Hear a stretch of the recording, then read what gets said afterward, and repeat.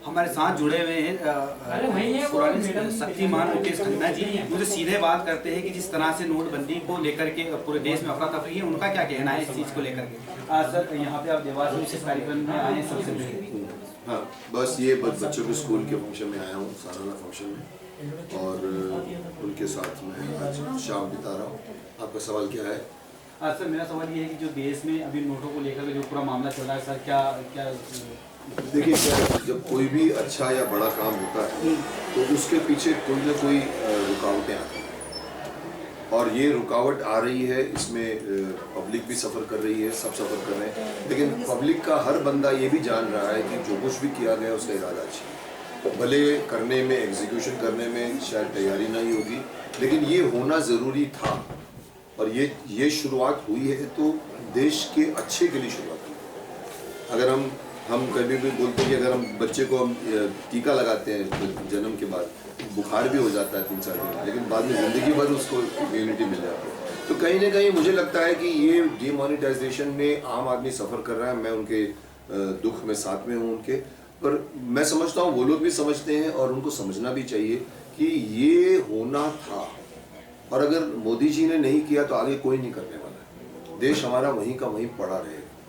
जब देश में कोई क्रांति करनी होती है, देश में कोई अच्छा काम करना होता है, तो कहीं ना कहीं एक स्ट्रॉन्ग डिसीजन लेना होता है, जो लिया है। तो मुझे लगता है कि ये बुरा नहीं है। कुछ दिन के बाद जब सबके पास नोट आ जाएंगे, सब चुप हो जाएंगे।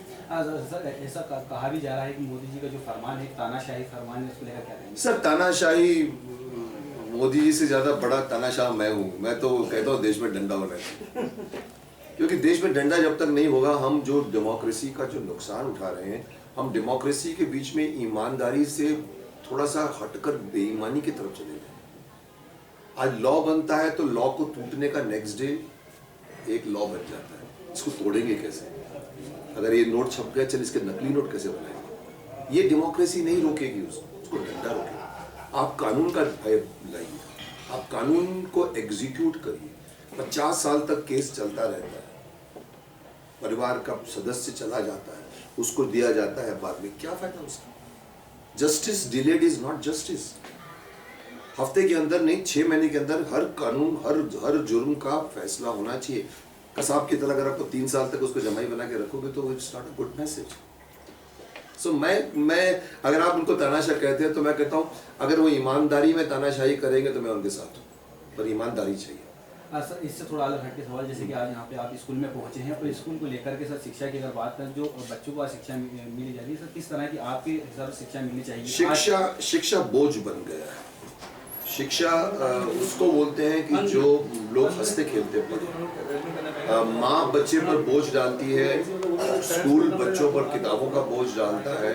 एसएससी में फर्स्ट आना जरूरी है, अगर आप फर्स्ट नहीं आते तो सुसाइड हो जाते हैं। SSC end of the road नहीं है। कहीं ना कहीं शिक्षा प्रणाली में बहुत मेजर बदलाव लाने की जरूरत है। जो गुरुकुल सिस्टम चलता था हमारे पीढ़ियों के पहले, बाजार जंगल में बैठ के गुरु सिखाता था, बच्चे को भी मजा आता था, वो मजा लाइए बच्चों को पढ़ाने में, क्योंकि दिमाग हमारा वही ग्रहण करता है, या वही लॉन्ग टर्म, एक हमारी शॉर्ट टर्म मेमोरी होती है, एक लॉन्ग टर्म मेमोरी होती है। जो इंटरेस्टिंग बातें नहीं होती वो शॉर्ट टर्म में रहती है, फिर इरेज हो जाती है। जो इंटरेस्टिंग बातें होती हैं वो हमारे लॉन्ग टर्म में रजिस्टर होती है, फिर साल भर तक रहती है। तो पढ़ाई तब रहेगी, रट के तो रटा करके लिख पास होके चले गए। नेक्स्ट टाइम उसको बोला, कल तूने क्या लिखा था? अभी तो मैंने लिख दिया, अभी तो मैं भूल गया हूँ। नहीं सही। सर शिक्षा प्रणाली की बहुत ज़रूरत है कि थोड़ा सा इसको इंटरेस्टिंग बनाए। सर जो अपने देश के जो स्टूडेंट हैं, छोटे स्टूडेंट जो आपको पहले से हीरो मानते हैं ना, वो वापस फिर आपको जो आपका जो मैसेज है बच्चों की, आपका क्या मैसेज है सर? देखो, बच्चे, आजकल के बच्चों बड़ों के बाप बनते हैं। आज का बच्चा एक हथियार सबसे ज़्यादा अच्छी तरह चलाना जानता है, जिसको बोलते हैं कंप्यूटर। वो कंप्यूटर ज्ञानवर्धी भी है और कंप्यूटर खतरनाक भी है। आज दूसरी का बच्चा, चौथी का बच्चा 8वीं का नॉलेज ले रहा है, जो उसको भ्रमित कर देगा या ओवर स्मार्ट बना देगा। दोनों हालत में अच्छे नहीं है बच्चों।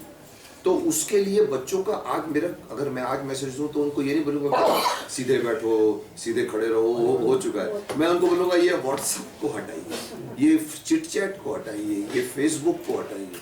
कल मेरे साथ में हमारे लॉ मंत्री थे रविशंकर प्रसाद जी, जो डिजिटल बातें जो कर रहे हैं। मैंने कहा देखिए मैं आपको डिसअपॉइंट करूंगा, आज तक जिंदगी में मैंने एक भी ट्विटर नहीं भेजा। तो इसका मतलब ये नहीं कि मुकेश खन्ना पिछड़ गया।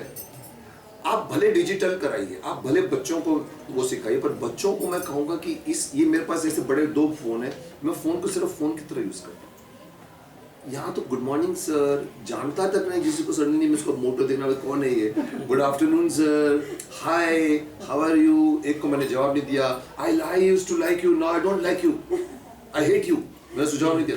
अब मैंने कहा इसको जवाब देना पड़ेगा। मैंने उसको एक लाइन भेजी, मैंने कहा first you know the meaning of love before using the word for hate. उनको पता ही नहीं है, ये उनको एक हथियार मिले। तो इससे बच्चों, मेरा बच्चों को ये मैसेज है कि माँ बाप को कैसे करेंगे मुझे नहीं मालूम, पर ये व्हाट्सएप को जिंदगी का हिस्सा बना। सर शक्तिमान को भी लोग भूले नहीं है, आपका शक्तिमान सबसे फेमस एपिसोड रहा है, अब क्या फिर शक्तिमान वाकई कोशिश कर रहा हूँ उसको फिर से स्टार्ट करने की, क्योंकि आज का बच्चा भी मुझे बोलता है कि किलविश कब मरेगा, तो मुझे उनको एक बार फिर से लाने का है। तो मेरी कमिटमेंट है उनके साथ। दूरदर्शन से बात चल रही है, सैटेलाइट से बात चल रही है, कहाँ आएगा मुझे नहीं मालूम, but I have to make. तो ये हमारे साथ में मुकेश खन्ना ही जुड़े हुए थे, जो कि इनका कहना है, साफ तौर पर कहना है कि मोबाइल ऐसी कई चीज़ें हैं जिनसे बच्चों को बचना चाहिए। कैमरामैन रामीणा के साथ शाहिद खान, न्यूज़ ऑब्जर्वर, देवास। ठीक है, चलिए ये वॉशरूम